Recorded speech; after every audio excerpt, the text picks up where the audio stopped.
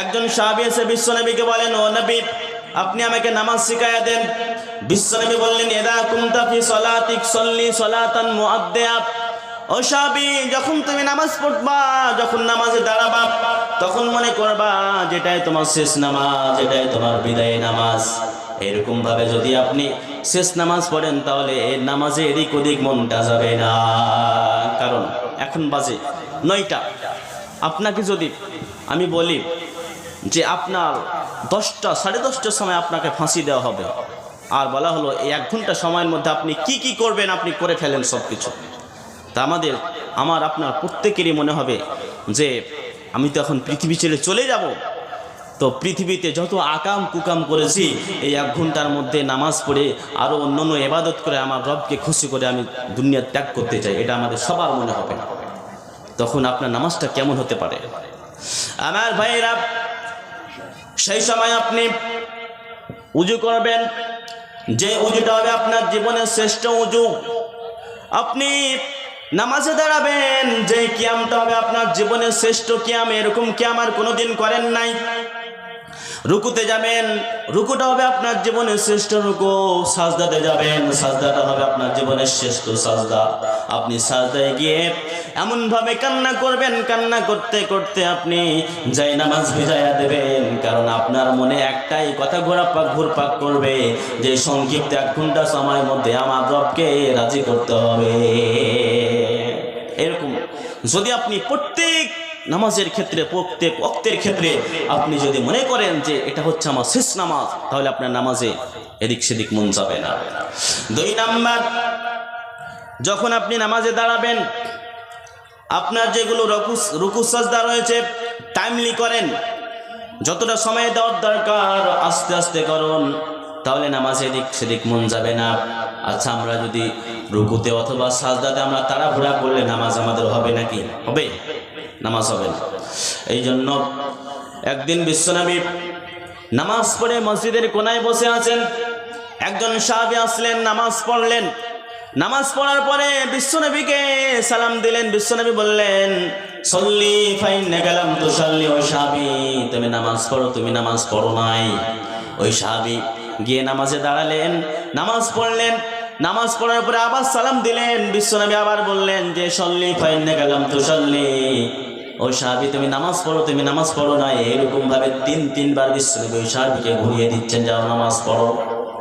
এবার 4বার বেলায় ওই সাহাবী বলেন, ও নবী, আপনি আমাকে নামাজ শিখাই দেন, আর চাইতে আমি ভালো নামাজ পড়তে জানি নাই। তখন বিশ্বনবী তাকে নামাজ শিখাই দিলেন। আচ্ছা, একটা কথা আপনারা খেয়াল করবেন, এখানে বিশ্বনবী ওই সাহাবীকে বলেছিলেন কি, সল্লি ফাইন্নাকা লাম তুসাল্লি, তুমি নামাজ পড়ো, তুমি নামাজ পড়ো নাই। তিনি কি বলেছিলেন যে তুমি নামাজ পড়ো আবার তোমার ভালো হয়ে নামাজ হয়নি, এমনভাবে বলেছেন? বলেন নাই। তিনি বলছেন নামাজই হয় নাই। তাহলে আপনি যদি নামাজে রুকু সাজদা ভালো করে না করি, তাহলে আমাদেরও নামাজ হবে না। এই জন্য রুকু সাজদা ভালো করে করলে আপনার নামাজে মন থাকবে, নামাজে এদিক ওদিক মন যাবে না। 3 নাম্বার টিপস হচ্ছে, যখন আপনি নামাজে দাঁড়াবেন, যা পড়বেন, যে দোয়াগুলো পড়বেন, যে সূরাগুলো পড়বেন, সবগুলো আমরা যেন বুঝে বুঝে পড়ি। বুঝে বুঝে যদি আমরা পড়ি, তাহলে আমাদের মনটা এদিক ওদিক যাবে না। আমার ভাইরা, আমরা যে বায়েত বাইনি পড়ি, সূরা ফাতিহা পড়ি, এগুলো যে মানে কত সুন্দর, এগুলোর অর্থ কত সুন্দর, আমরা যদি জানতাম, তাহলে আমাদের মনটা নামাজ এদিক ওদিক যাইতো না। কিন্তু আমরা কি করি, আমরা মুখস্থ পড়ি, আমরা অর্থ বুঝি না। তার জন্য একদিকে আমরা এটা পড়ি, আর একদিকে অন্যদিকে মন চলে যায়। আপনি যদি সব দোয়া সূরাগুলোর মানে বুঝে নেন, মানে যদি জেনেন, তাহলে যখন নামাজে দাঁড়াবেন, তখন ওই দোয়াগুলো, ওই সূরাগুলোর প্রতি আপনার ভ্রুক্ষেপ থাকবে, সেগুলির দিকে আপনার মন থাকবে, অন্যদিকে মন যাবে না। 3 নাম্বার। 4 নাম্বার টিপস হবে, আপনি জামাতে নামাজ পড়ার চেষ্টা করবেন। জামাতে, কারণ জামাতে একার চাইতে জামাতে নামাজ পড়লে লাভ আছে না? নাই, বেশি আছে না? 25 গুণ অথবা 27 গুণ বেশি জামাতে নামাজ পড়লে নেকি বেশি পাওয়া যাবে। আপনি জামাতে যদি নামাজ পড়েন, একা নামাজের চাইতে আপনার জামাতে নামাজ যদি পড়েন, তাহলে মনটা এদিক ওদিক যাবে না। এই 4টি টিপস আমরা যদি ফলো করি, তাহলে আমাদের নামাজে এদিক ওদিক মন যাবে না। তাহলে মুমিনদের 1 নাম্বার গুণাগুণ হলো, মুমিনরা যখন নামাজে দাঁড়াবে, তখন মুমিনরা কি হবে? বিনয় হয়ে দাঁড়াবে, অন্যদিকে কোনো দিকে মন দেবে না, একমাত্র একনিষ্ঠ হয়ে আল্লাহর দিকে দেবেন। 2 নম্বর গুনাহগুণ এবার আল্লাহ বলছেন ওয়াল্লাযীনা হুম আনিল লাগবি মুরিজুন। আল্লাহু আকবার। রব্বুল আলামিন বলেন মুমিনদের 2 নম্বর গুনাহগুণ হচ্ছে যে মুমিনরা কোনো আসার কথাও কাজ করবে না, মুমিন কোনো খারাপ কাজ করবে না, কোনো খারাপ কথা বলবে না। যা বলবে মুমিন ভেবে চিন্তে বলবে, যা করবে ভেবে চিন্তে করবে, একটাও ফালতু কাজ করবে না, একটাও অন্যায় কাজ করবে না। কারণ মুমিনরা জানে যা আমি করি যা বলি সব কিছু লিপিবদ্ধ হয় কি না? এই জন্য রব্বুল আলামিন বলেন মা ইয়ালফিযু মিন কাওলিন ইল্লা লাদাইহি রাকীবুন আতীদ। রব্বুল আলামিন বলেন ও আমার গোলামরা তোমরা শোনো, তোমরা যা কিছু মুখ দিয়ে উচ্চারণ করো সব কিছু লিপিবদ্ধ করা হয়।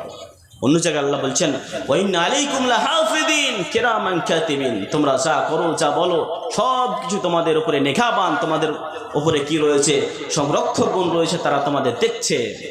এরকম আমাদের সবার ক্ষেত্রে আমরা যা করি যা বলি সব কিছু লিপিবদ্ধ করি কে? ফারিস্তারা।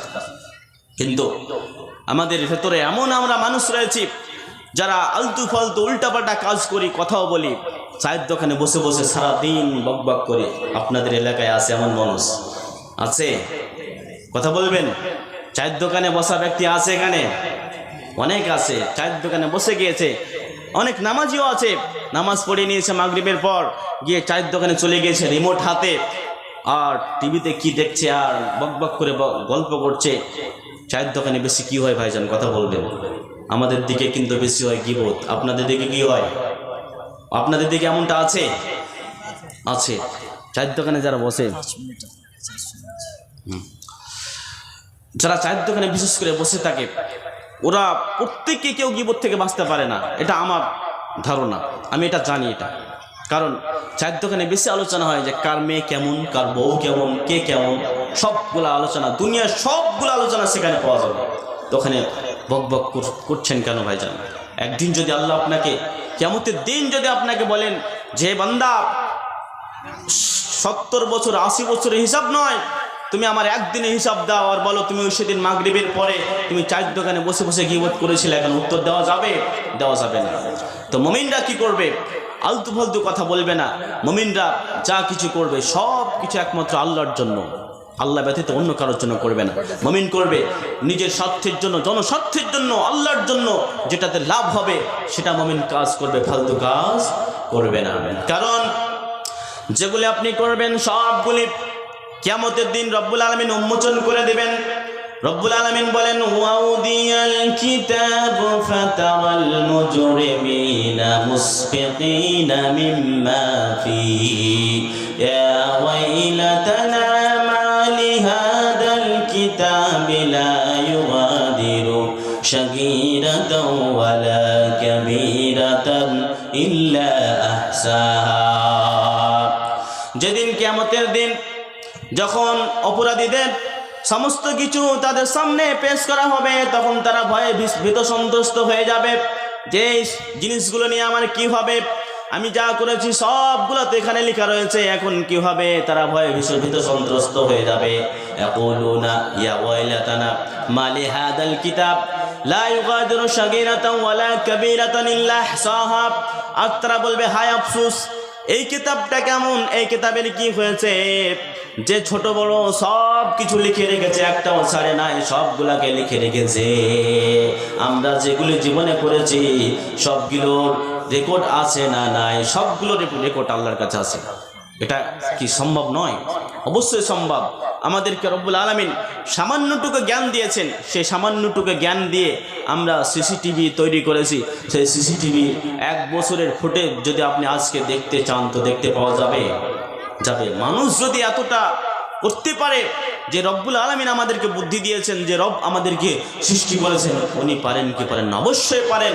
ততএব মুমিন যারা হবে এরা আলতু ফালতু কথা ও কাজ করবে না। আর কোন মিনিট?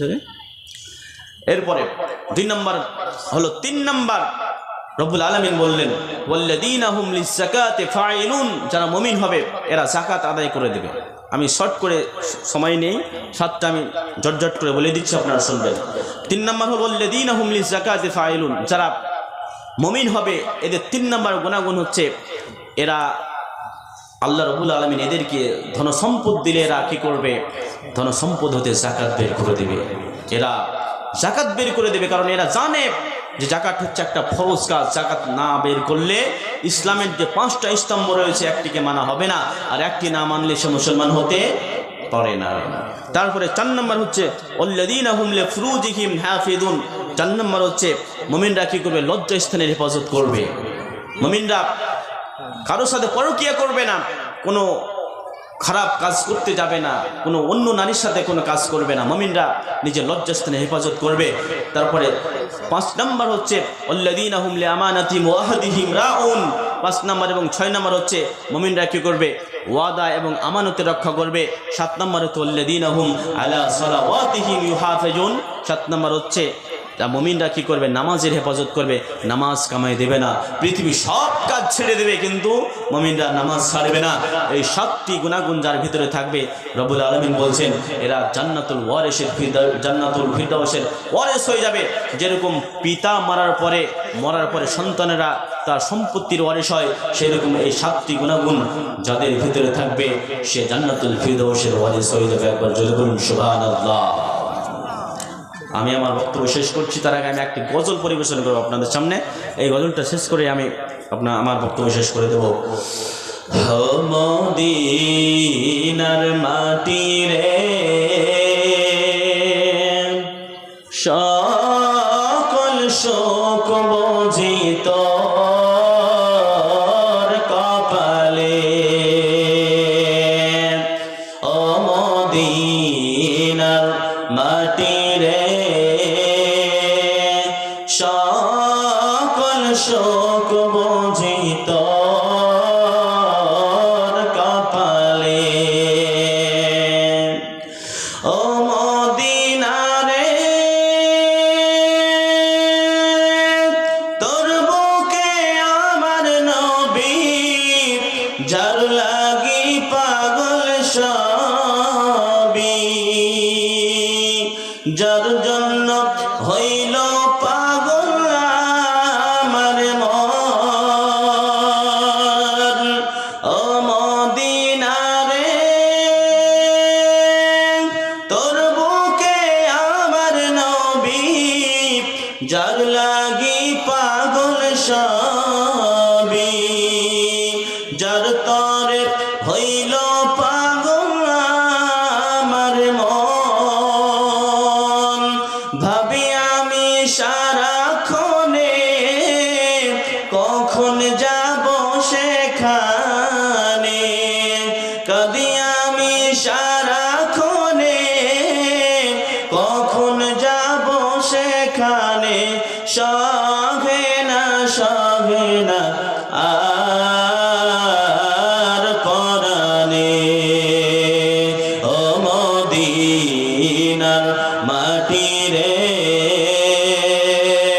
সকল শোক বুঝি তোর কপালে,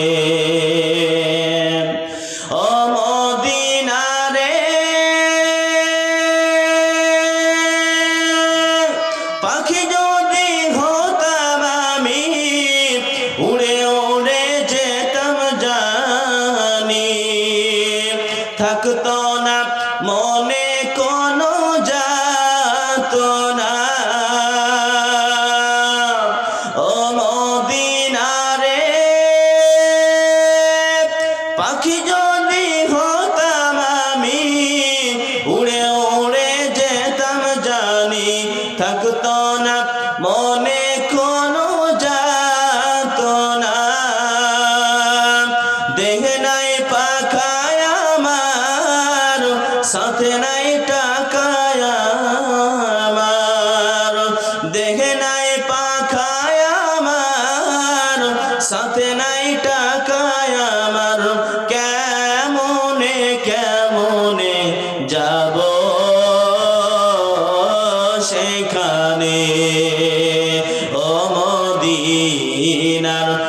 মাটি রে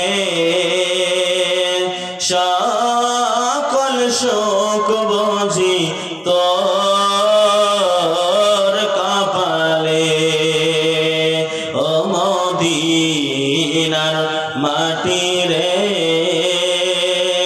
সকল শোক বুঝি তোর কপালে।